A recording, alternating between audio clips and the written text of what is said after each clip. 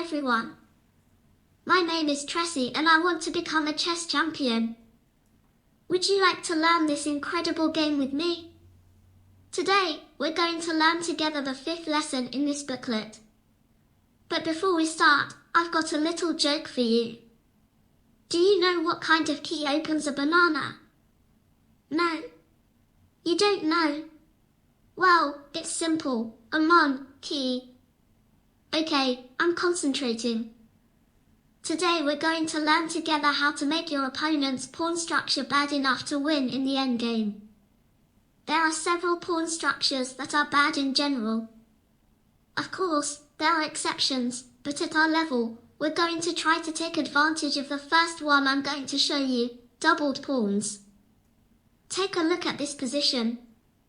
White has the choice of capturing the black pawn with his pawn. It's his turn to be captured on the next turn. But look what a bizarre pawn structure this has given black. The 2 pawns are one behind the other. They're called doubled pawns.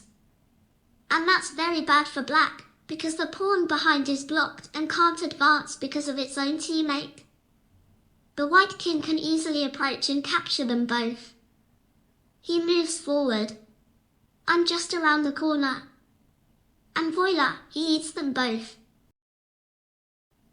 The second pawn structure you need to know about is the backward pawn. This is when a pawn stays behind and can no longer be protected by a pawn, either left or right.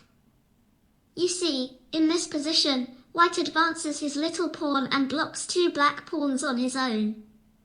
This pawn is backward. We can attack it right away.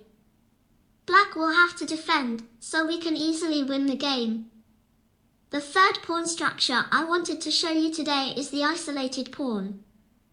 A pawn becomes isolated when it no longer has a pawn to its right or left.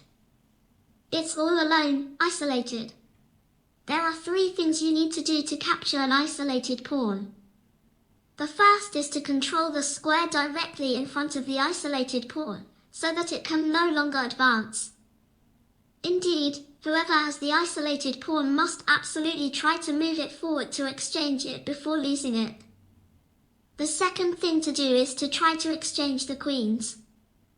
Indeed, without the queens, the isolated pawn is even weaker and will be captured even more easily. If you can't swap the queens, then try swapping your opponent's bishop, which controls the square of the color opposite that of the isolated pawn. You see, in this position, the isolated pawn is on a white square, so we absolutely must try to exchange our opponent's black squared bishop, making it even more difficult for him to push his pawn. Thirdly, you need to put all the pressure you can on the pawn to capture it. That's how it's done. And that's it, the isolated pawn has been captured, and you've got an extra pawn to help you get through the endgame and win the game. Well done, now you can do the exercises in your booklet. See you soon in a new video.